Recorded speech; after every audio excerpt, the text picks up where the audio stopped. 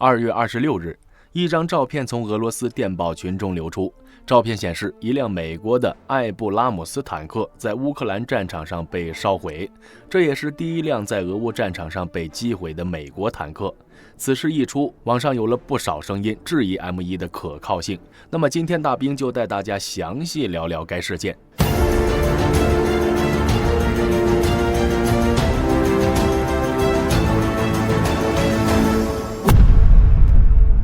视频开头，大兵先介绍一下时间、人物、地点。这辆被击毁的 M1 隶属于乌克兰第47旅。在2月26日，这辆坦克在阿夫提夫卡以西的贝尔蒂奇村被俄罗斯第15摩步化步兵旅的侦察无人机发现。几个小时后，俄军就晒出了这辆坦克的残骸。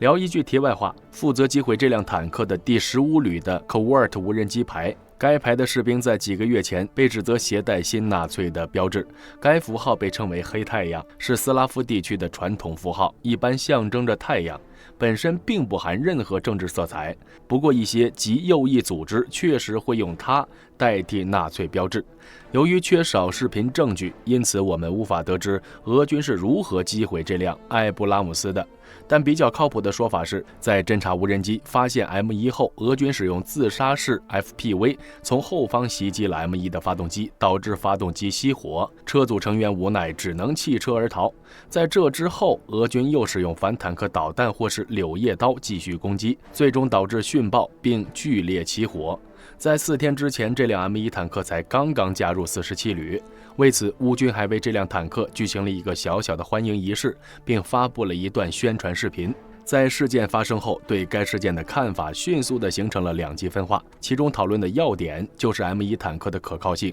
毕竟一辆 M1 价值500万美元，而 FPV 价值仅3万美元，如今3万把500万给打了，这还不足以说明问题吗？这里大兵想先让大家了解一件事，以现代战争反坦克武器的发展以及俄乌战场的烈度，人类战争史上所有陆地装甲力量放在俄乌战场都有被击毁的概率。我们就拿二战末期希特勒最疯狂的幻想鼠式超重型坦克为例，重188吨，正面装甲200毫米，几乎是 M1 坦克的2倍，这防御力足够了吧？但即便是鼠式坦克，其顶部装甲厚度依旧只有60至90毫米。放到现在，随便一架携带反坦克火箭弹无人机都能轻松将其击穿。所以在现代战争中并不存在什么永不沉没的神话，任何武器装备都是消耗品，只要上了战场就有被击毁的可能。但击毁归击毁，这并不能说明该武器的真实战力。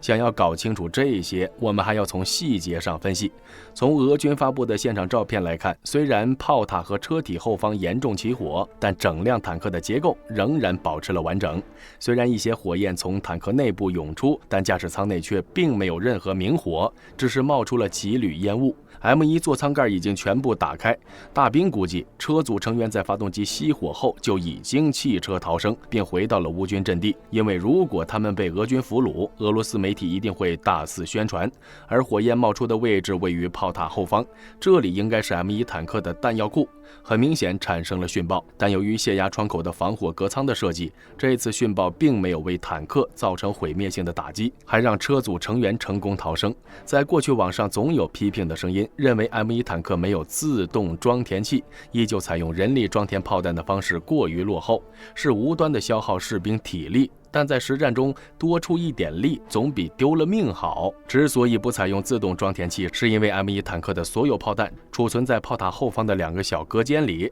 小隔间和炮塔之间有防爆门，平时处于关闭状态。弹舱上方有泄压板，如果弹药发生殉爆，爆炸的压力会冲开泄压板，从而避免整个炮塔被炸飞，也就是俗称的飞头。当需要装填炮弹时，士兵需要手脚并用，用膝盖顶住防爆门的开关，然后双手拿炮弹，之后防爆门会自动关闭。这样的结构注定了 M1 无法使用自动装填器，却也极大程度地提高了车组成员的生存率。以这段视频为例， M1 坦克在遭到反坦克导弹袭击后直接发生了殉爆，剧烈的火焰从坦克后方冒出，看起来马上就要发生爆炸。然而当所有车组成员都成功逃生后， M1 坦克依旧没有发生爆炸。这足以说明该坦克的安全性。从俄罗斯使用的 T 系列坦克在苏联时期就开始采用自动装填器，炮塔吊篮置于装弹机上方，所以一旦出现弹药讯爆，飞头基本是注定的。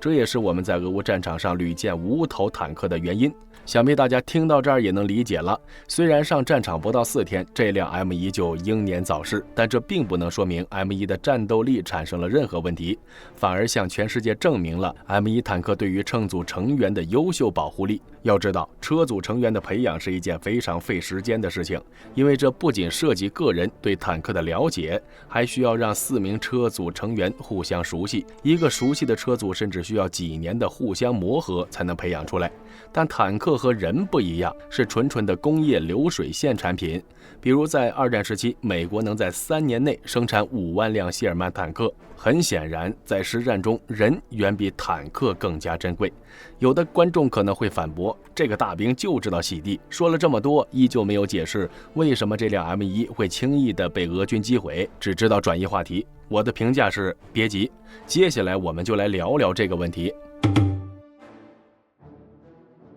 这辆被击毁的 M1 具体型号为 M1A1SA，SA 意味事态感知。这些 M1 坦克是美军在2006年生产的坦克，经过现代化改装后的版本，装备了钨合金装甲，侧面加装了 M19 反应装甲块以及全新的昼夜光学瞄准系统。在去年9月，乌克兰总统泽连斯基宣布已经接收到了美国援助的31辆 M1 坦克，但这里就出现了问题。乌克兰在9月接收到了坦克，但仅仅5个月后，这些坦克就被排上了最前线。大兵不禁有些疑惑，这短时间内乌克兰的坦克驾驶车组是否受到了足够的培训？同时，这次乌军的主角第47装甲旅也曾经在大兵的视频里露过脸儿。今年1月13日，第47装甲旅的2辆 M2 布雷德利步战车和俄军的 T90 坦克正面遭遇。在那次战斗中，乌军凭借无人机的指挥和2辆步战车的相互配合，成功的打爆了这辆 T90， 创造了俄乌战争的历史。大兵在那期视频中毫不吝啬对47旅的赞赏之词。然而短短1个月后，47旅的表现就有些令人失望了。首先就是无人机的使用，在俄军对 M1 发起进攻之前，一架侦察无人机在近距离对 M1 进行了长时间的跟踪，并拍摄了视频。我们可以看到，这辆乌军坦克没有任何随行部队，没有在外观察的无防无人机就像郊游一样行驶在宽阔的荒野地带，附近没有任何掩体，车顶也没有安装标配的无人机防御网。而且在不久之后，这辆坦克就遭到了俄军 FPV 的攻击。目前俄军使用的 FPV 大多数为民用改装版，射程在3至5公里以内，也就是说，这里距俄军阵地非常之近，是绝对的危险地带。综上所述，我们能看到这辆 M1 坦克被击毁和乌军的前线指挥层脱不了干系。乌克兰本就缺少进攻装备，如今却让一辆主战坦克在毫无辅助的情况下以身犯险。按照这样的打法，别说是一辆 M1， 就是100辆也不够无人机炸的，这明显是不合理的决策。而造成这一切的原因，就是乌克兰极度的缺乏作战人员。在不久前撤出阿夫提夫卡的乌克兰第3突击旅，在媒体上披露了他们在阿夫提夫卡的见闻。整个城市已经变成了地狱，我们和俄军存在着巨大的人数差距，有些前沿阵地乌军和俄军的人数比达到了6比100。这不仅仅是一家之言，华盛顿邮报也在月初报道称，乌军整体面临着兵源不足，有的营的编制缩小到了1/5，包括我们刚刚提到的第47机械化旅，在去年秋季已经伤亡了4至5个排的豹2坦克，目前这些坦克已经送往了匈牙利维修。因此现在该旅极其缺乏装甲火力，这也是乌克兰高层决定将 M1 率先布置在该旅的原因。人员的缺乏让乌克兰前线的作战人员缺乏轮换的机会。俄军俘虏的乌军战俘透露，很多士兵已经连续战斗了7个月以上，普通人工作每周需要1至2天的休息，在战场上作战的士兵也是。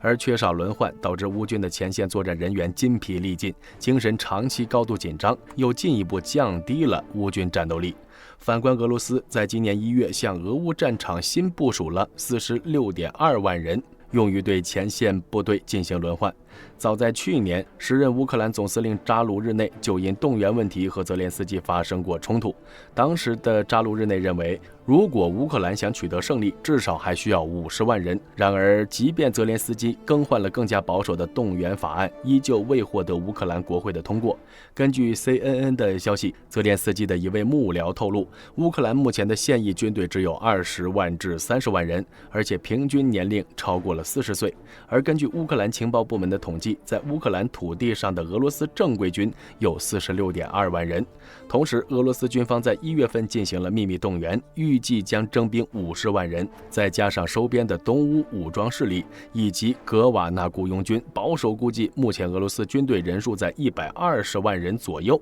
很明显，30万人对120万人，优势在俄，而且优势不是一点半点。如今俄罗斯正发起春季攻势，从多个方向对乌发起全面进攻。而缺乏作战人员的乌克兰只能拆东墙补西墙，试图用最少的人员装备来获得最大的战果。而这辆被击毁的 M1就是在这种情况下，在俄乌战场的最前线与数倍于自己的俄军作战，其结局早已注定。